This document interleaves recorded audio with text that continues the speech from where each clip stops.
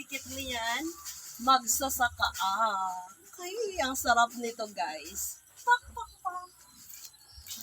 Okay, ready-made na nat ato, tungtungan. And take note ha, imported na nato tungtungan.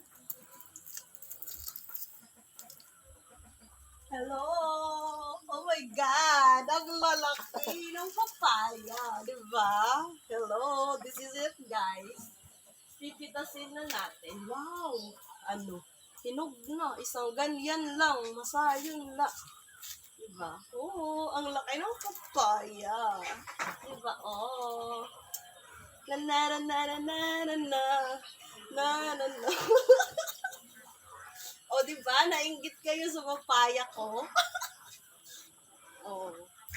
Kanina masayon ang pagsagka. Ngayon naman ang paglusad makuri.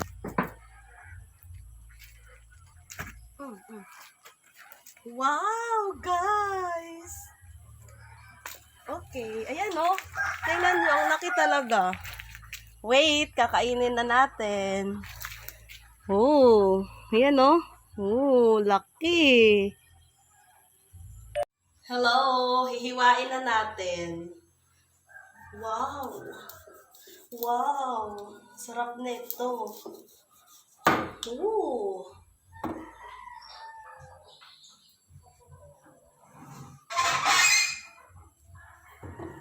Hirapan ako.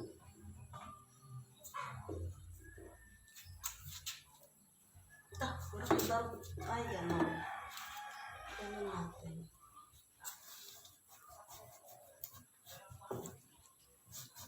Wow. Kapag may itinanim, may aanihin. Ang tanong ko, nagtanong ko na kasi niya nagtanong.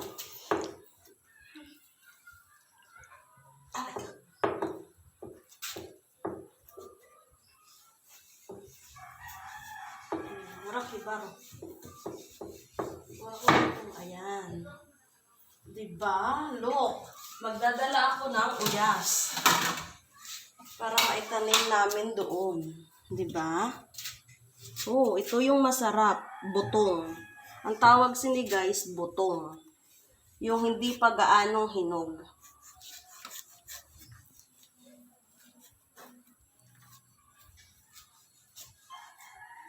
Ayan.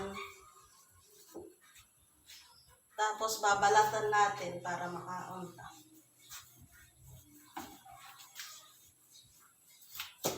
Oh. This is it. Maunta pa na.